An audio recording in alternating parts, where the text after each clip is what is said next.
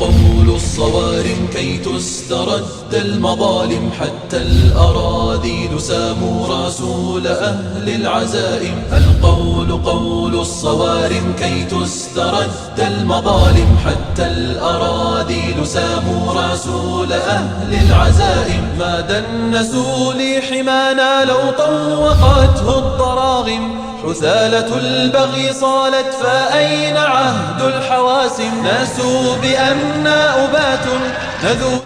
السلام عليكم ورحمة الله وبركاته. هل هناك صوت؟ بارك الله فيكم. حياك الله. آسف شيخنا الحبيب إذا كنت تركت اللاقط لأحد المشرفين وأنا قفزت عليه. السؤال بارك الله فيكم: هل هذا المدعو الهالك الهرري هل هذا يعني يحكم عليه بالكفر، أم أنه حاله حال أهل البدع الآخرين؟ بارك الله فيك. يعني يحسب من أهل البدع ولا يصدر عليه التكفير حتى تقام عليه الحجة. بارك الله فيك. وهل السبكي الذي كان قبله كان على نفس منهاجه، وهل كفره بعض أهل العلم؟ هذا الذي أردت أن أسأل. بارك الله فيك.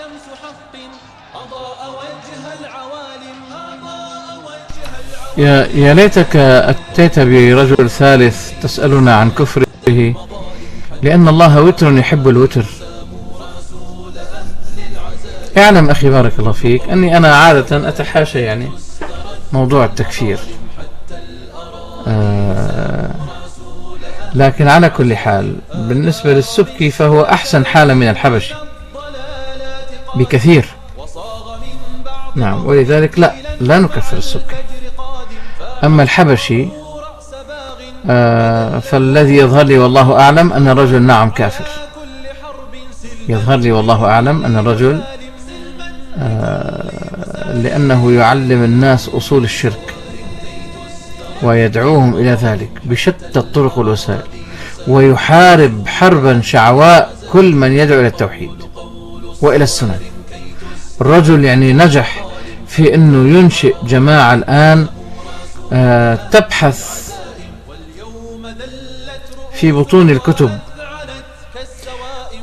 ولو دليلا واحدا فقط يثبت جواز الاستغاثة بالأموات وطلب الحوائج منهم، واعتقاد أنهم يتصرفون في الأكوان وهم في داخل قبورهم. وتالله إن لم يكن هذا هو الشرك المخرج من الملة ما أدري، لا أعرف شركا، لا أعرف الشرك بعد هذا. نعم، سواء عبد الوهاب السبكي أم علي السبكي، سواء الملقب بالتاج أو أبوه، كلاهما لا أكفر، كلاهما لا أكفر. نعم، وأعزم عليك بارك الله فيك أخي أن لا يكون السؤال هؤلاء كفار ولا ما كفار، كفروا ولا ما كفروا.